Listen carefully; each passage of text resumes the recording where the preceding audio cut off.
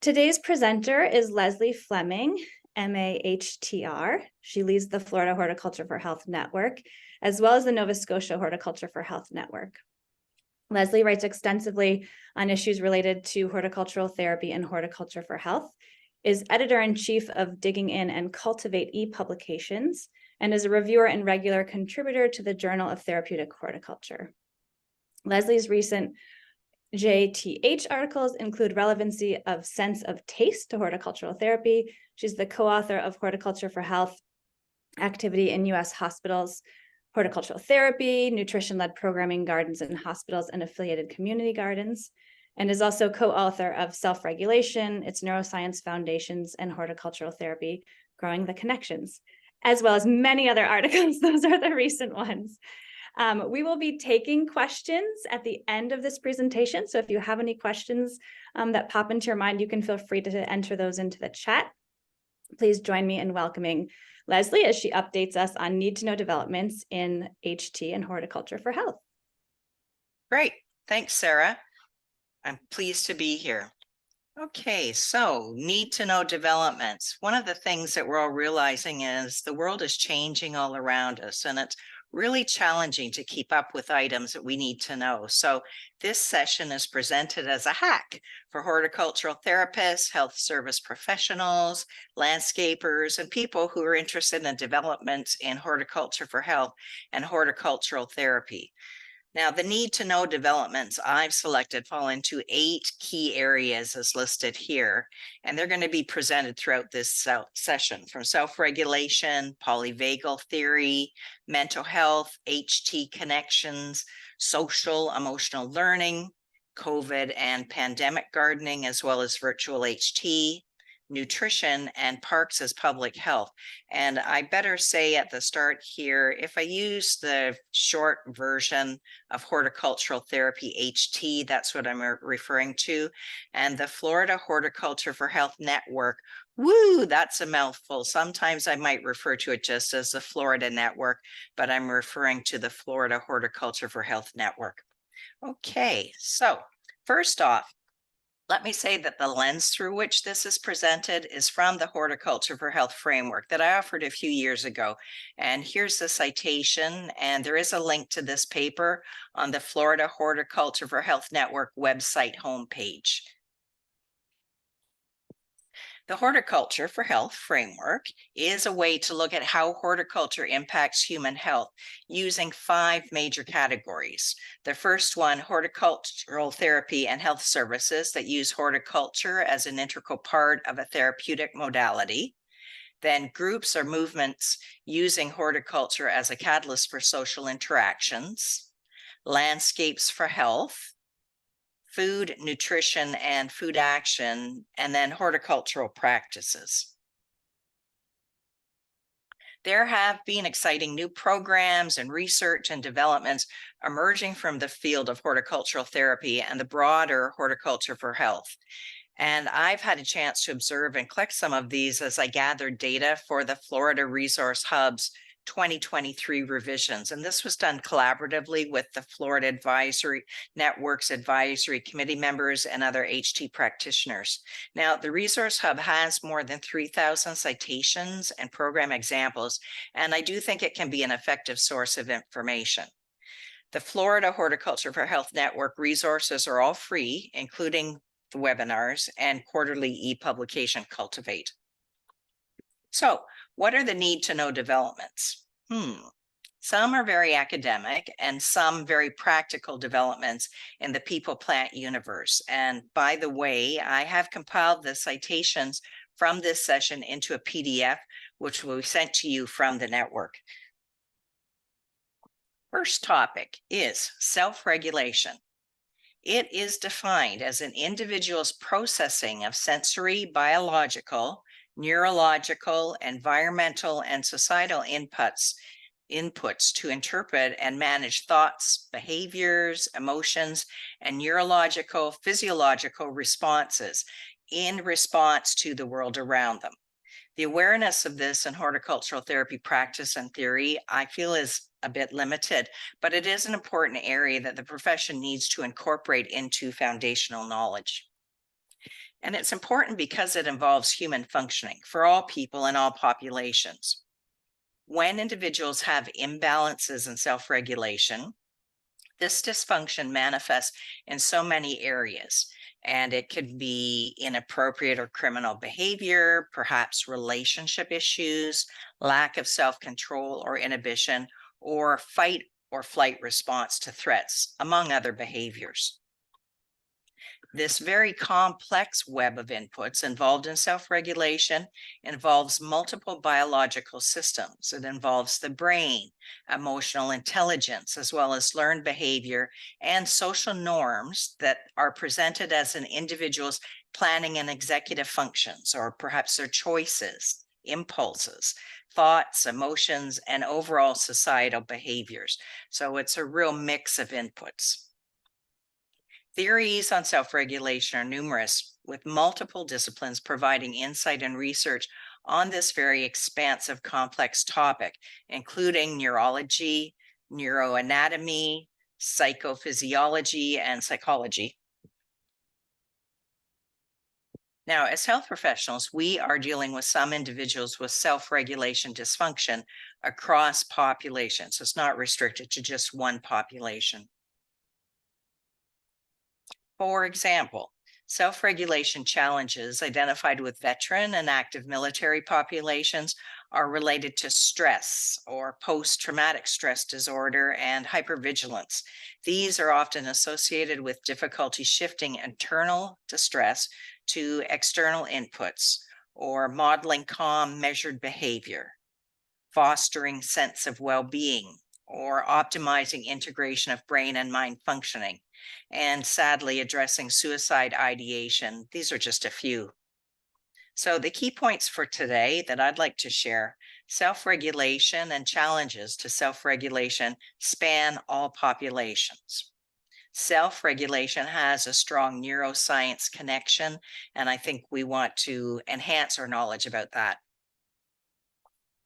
Okay, so moving on, present practice in medical, therapeutic, and mental health fields cite Porges' polyvagal theory, which uses a framework where the autonomic nervous system's reactive adaptive behavior is based on a predictable hierarchy of 3 states: connecting, mobilizing, and disconnecting. And this helps explain an individual's response to internal, external, and nervous system inputs. These functioning, and this is the term used in mental health field, below the level of the thinking brain. Research has demonstrated that multiple brain regions are involved in interpreting and responding to these numerous inputs. And these are the inputs that result in behaviors and thoughts, communication. Now, Stephen Porges is considered one of the pioneers in the field of polyvagal theory, as is Deb Dana, and you can see on the screen citations for their work.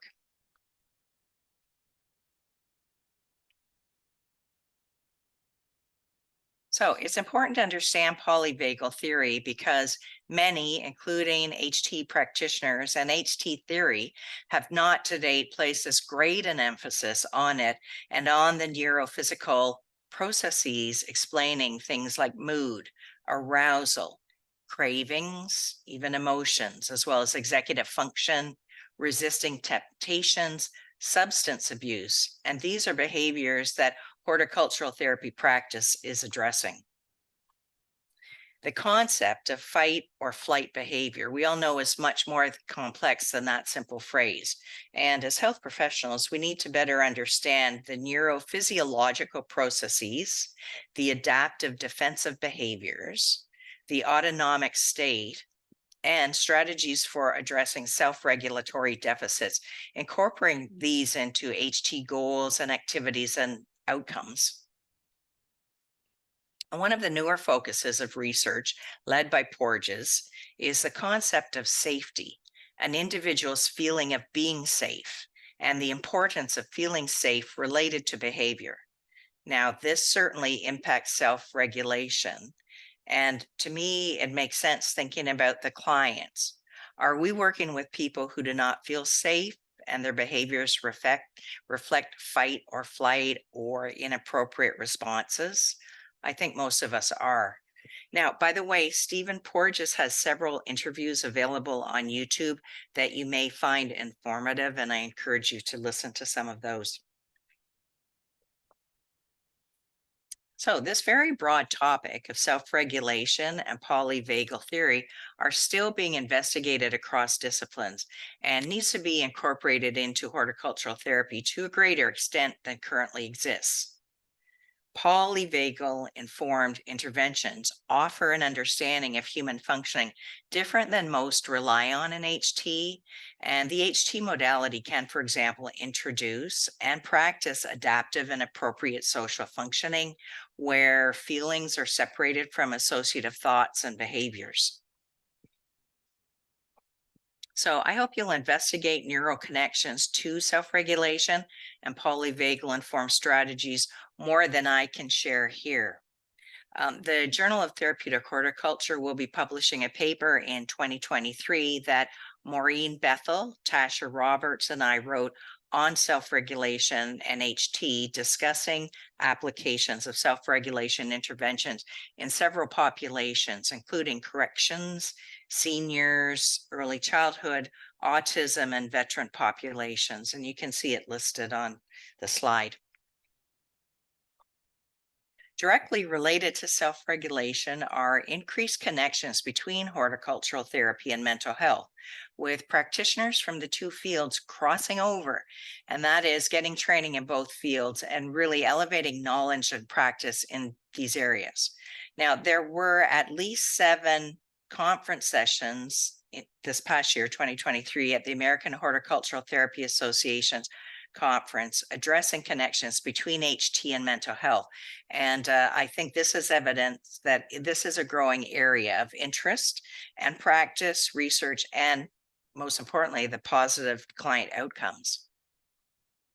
The HTA conference topics were diverse and interesting, from therapeutic horticulture as emergency tool in crisis interventions for unaccompanied migrant youth.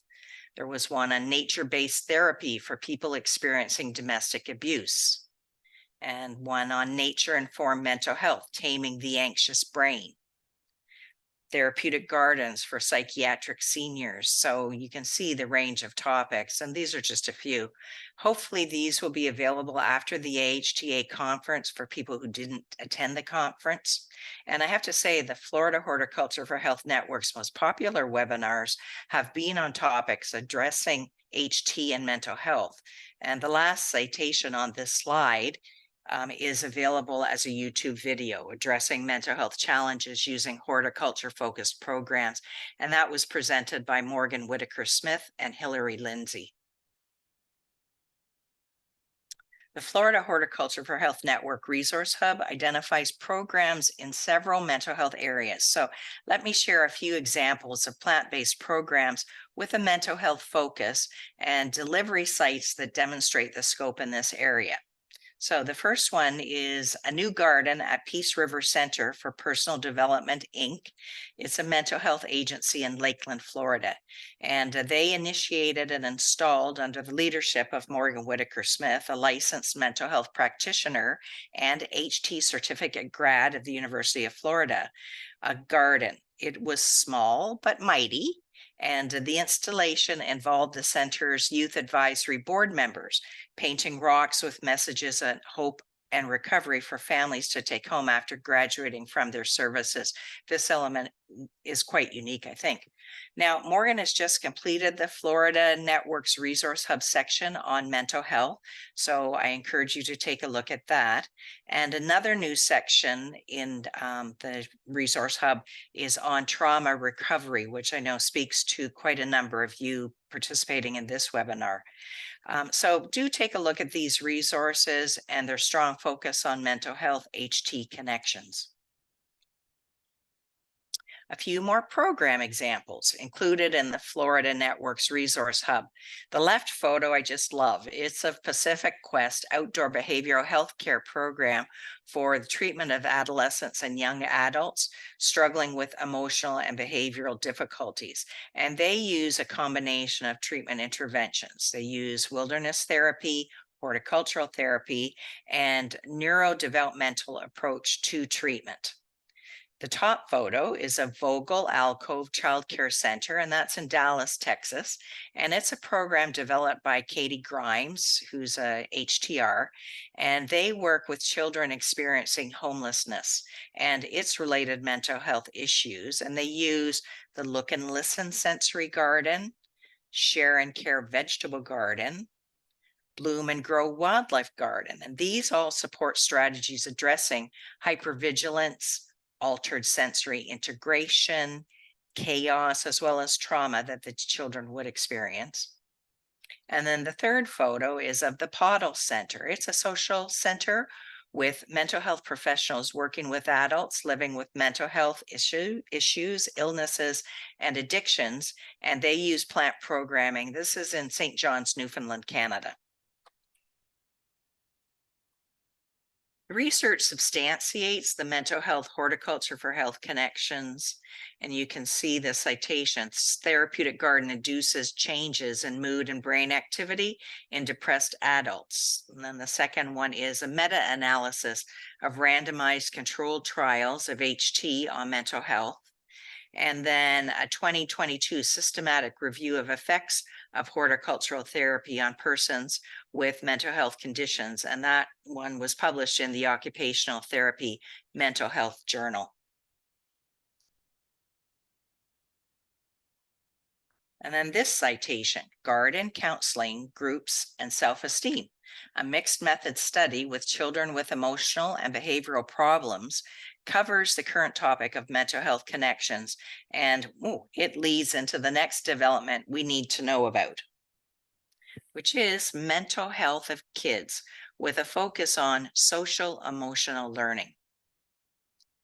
So an important topic that is gaining momentum because the mental health of students of all ages continues to be an ongoing health concern due to societal issues like COVID-19 disruptions and mortalities, political vitriol and war, frequency of mass shootings, and a 29% increase in anxiety and a 27% increase in depression diagnoses in children ages 3 through 17 between 2016 and 2020. In an article on this topic that will be published in the Florida Network's ePub Cultivate in the spring of 2024, this topic is explored, but let me share some parts with you now. Strategies for preventative care, supportive services, and alternative interventions are playing a role in mental health services for children and youth. School gardens and services delivered in these nature-based settings are supporting emotional and social health and well-being. And in addition to learning and food literacy, school gardens are and can be platforms for mental health support. School gardens are being examined in relation to social and emotional learning, the acronym SEL, and these are primary elements of mental health. Now, a scoping review by Lohr et al. In the Journal of Adventure Education and Outdoor Learning suggests that school garden programs have the potential to enhance 5 competencies of social emotional learning, and you can see them on the screen here. Responsible decision-making, self and social awareness, relationship skills, and self-regulation. Oley et al. Systematic review of school gardening on health and well-being from the perspective of the gardening activities also sheds light on the relationship between school gardens and students' well-being. And then the second citation, Pollen and Ratzlaff first, identify school gardens as learning and experience space, which along with exposure to nature can influence pro-social and emotional behavior of students. And the third citation by Bicomay et al., 2021, examined the impact of schoolyard greening on socio-emotional health. So just again to remind you that you don't have to write the citations down, I've compiled this and we'll send this to you. So, not limited to school gardens, and using the Horticulture for Health framework with its broader lens, we see the research and practices supporting plant-based recreation, education, and treatment interventions, along with connections to nature, nature-based therapy and plant-rich environments. And these are at schools and elsewhere, and they are addressing social and emotional learning. There are now many, many school gardens, which is fabulous. And I guess what I'd like to suggest that the takeaway from this be is that we can expand services beyond growing edible plants at these locations. That in itself is fabulous.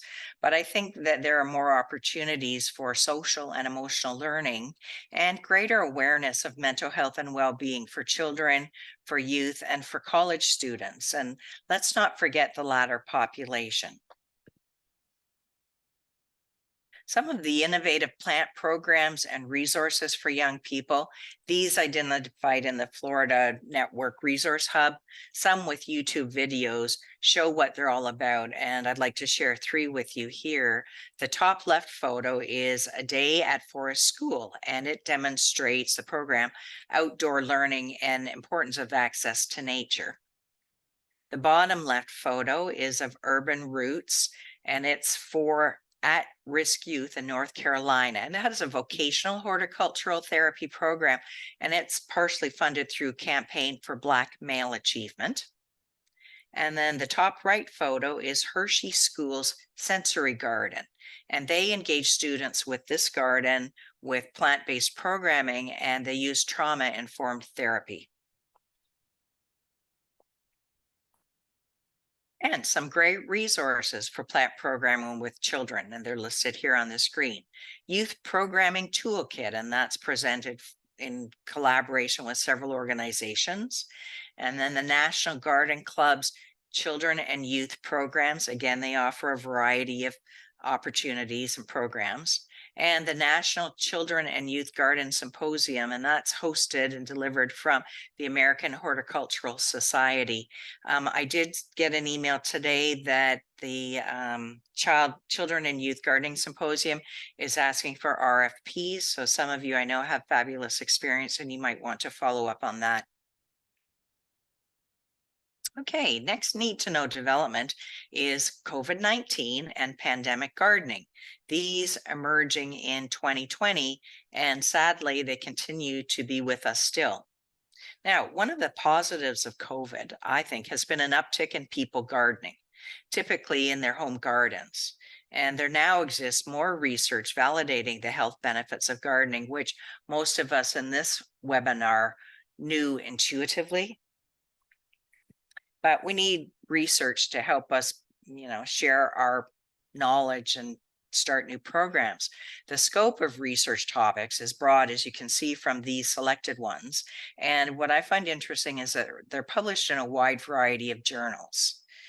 Gardening, pandemic gardening, victory garden models, they continue to interest hobbyists and professionals. And as the news reports, COVID is still with us. So we need to continue incorporating these into HT practice and horticulture for health initiatives.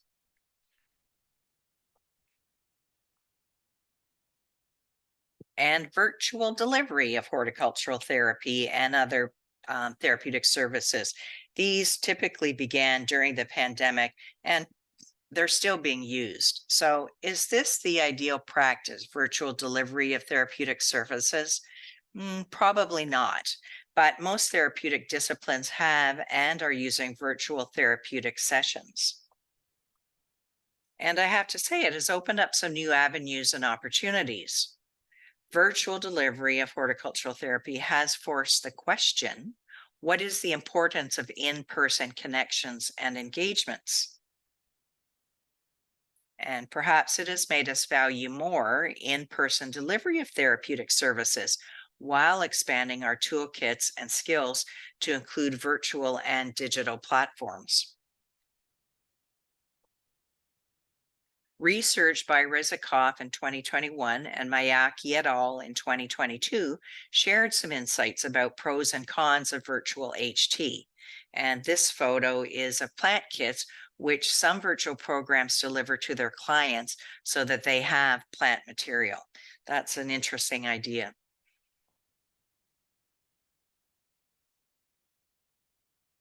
So, nutrition, moving on to another need to know area that is calling for greater integration into our practices across disciplines.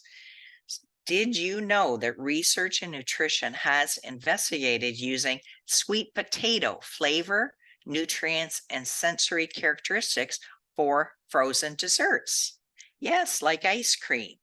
Now, I'm not sure that I would choose this flavor myself, but research by Kim et al. In 2021 suggests that these types of desserts can provide sensory and nutritional attributes. Sweet potato is the 7th most consumed staple food worldwide, and it's able to adapt to many growing conditions with a complex starch containing dense caloric counts.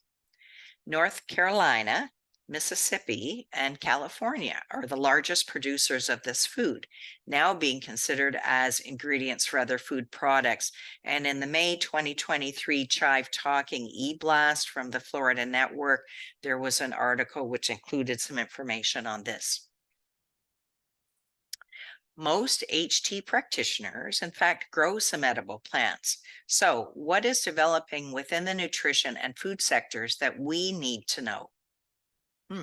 Nutrition, specifically nutrition provided from plants, impacts all aspects of health and is an important health determinant impacting brain fatigue and mood and inflammation.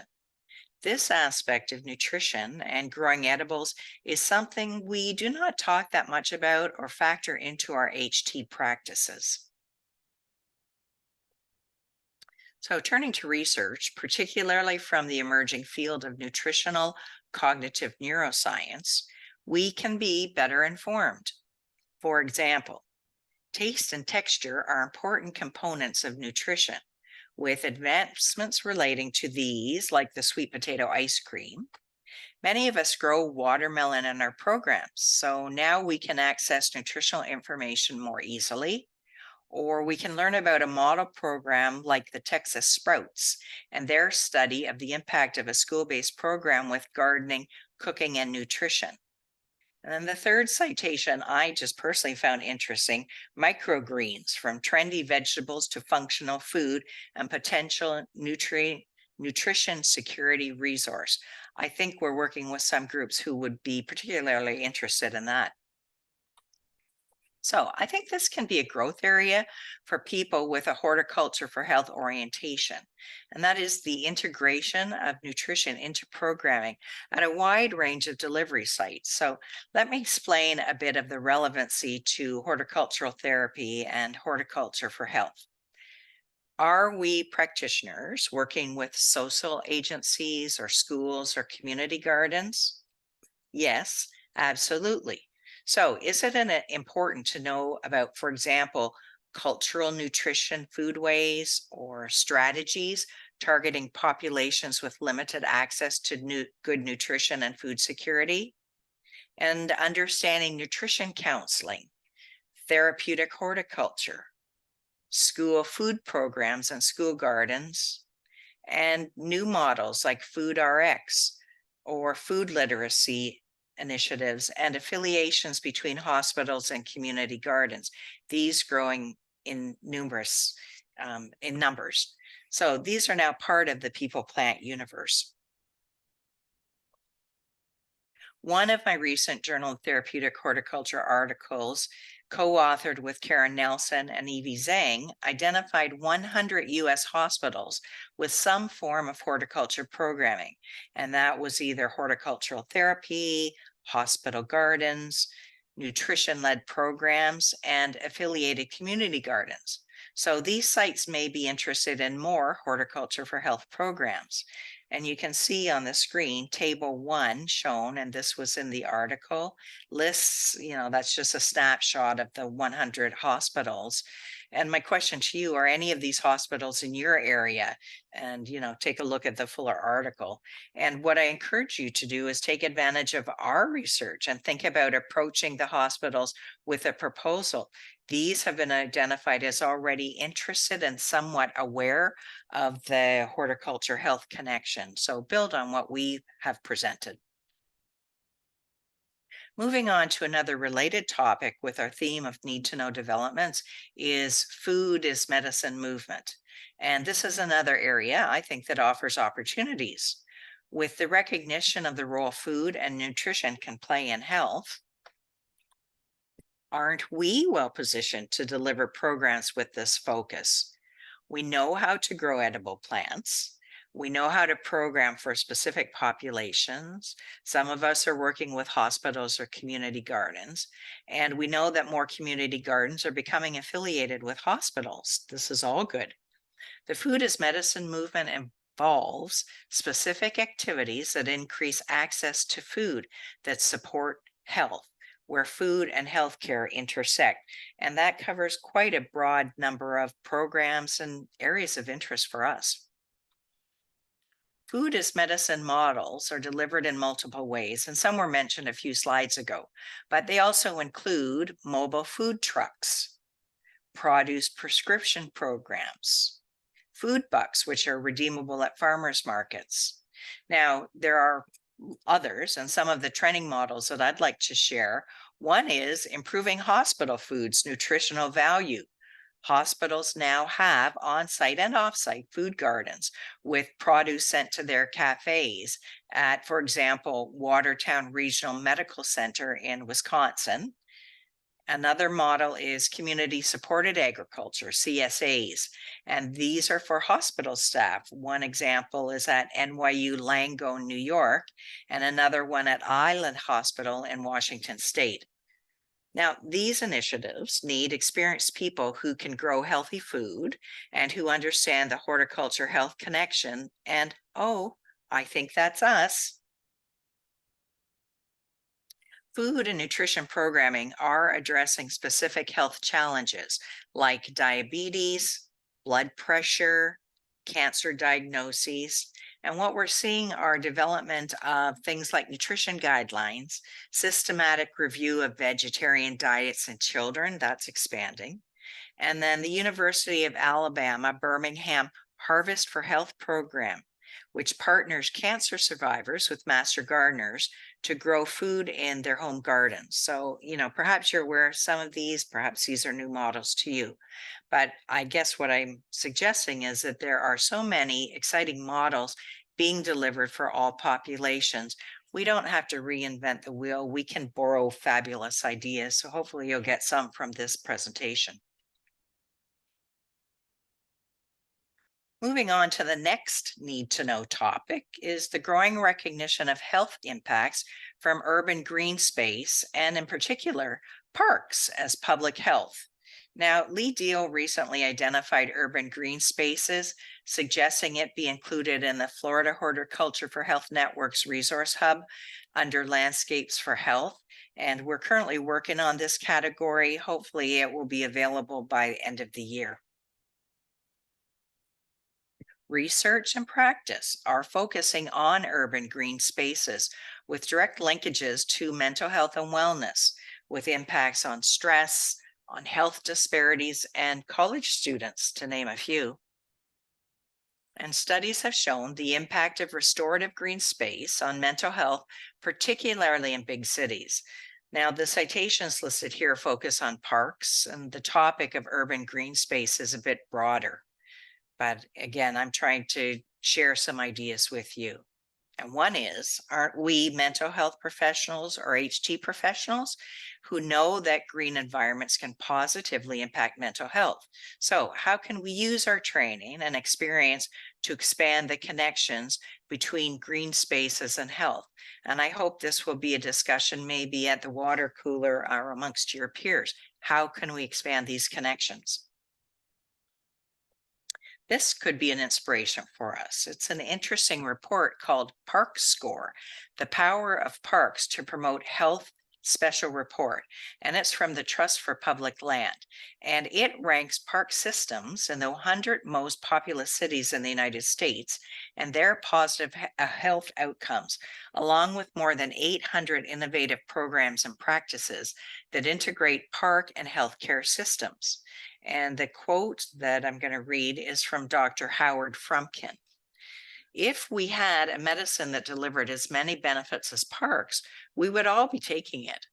Parks deliver cardiovascular benefits, fight loneliness, combat osteoporosis, counter stress anxiety, and more.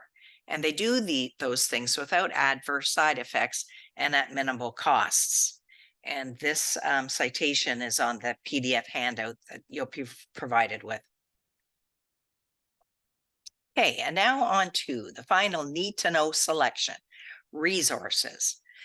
This last segment of the presentation helps to summarize the breadth of these topics drawn from the Horticulture for Health framework and suggests the integration of these topics. Throughout the presentation, I've tried to provide resources across the topic areas. And the primary one that I have used has been the Florida Horticulture for Health Network Resource Hub, from which I've pulled the citations and examples. And here are two more that cover several of the topics, and I think many of you will recognize these too. Therapeutic Landscapes Network, and then Kids Gardening. And this latter one hosts really interesting online discussions and engagement talks on a wide variety of topics related to kids and gardening, school gardens, and to me, they're all framed in the horticulture for health context. I've compiled, as I said, all the cited research into a PDF from the Florida Resource Hub. And for those of you in the live webinar, it will be sent to you. Others viewing the YouTube video, you can request it from the Florida Horticulture for Health Network. What you see up on the screen now is a screenshot of the homepage of the Resource Hub with 4 of, I believe there's 8 categories, and hopefully this will be of interest to you. The concepts and practices that I've presented here have been evident and validated in practice and current research. And while many of us are horticultural therapists or health practitioners, in fact, our work takes us beyond our primary fields to many areas and sectors and related fields where horticulture intersects and supports health initiatives. Taking a broader perspective on these interdisciplinary issues, I think elevates all the areas, including HT, nutrition, landscapes for health, social emotional learning, mental health HT connections, polyvagal theory, and self-regulation. So as you can see, many of the topics covered in this session intersect and can inform and support one another. I encourage you to explore some of these topics and share your programs and successes with others. And, send your program examples to the Florida Horticulture for Health Network. Hopefully, some of the ideas have been food for thought. And please do consider actual nutritious food like the sweet potato frozen dessert that I mentioned. And here is contact information, and we will now move into questions and answers. So I'm going to leave this slide up for a second, and then I'll stop sharing my screen.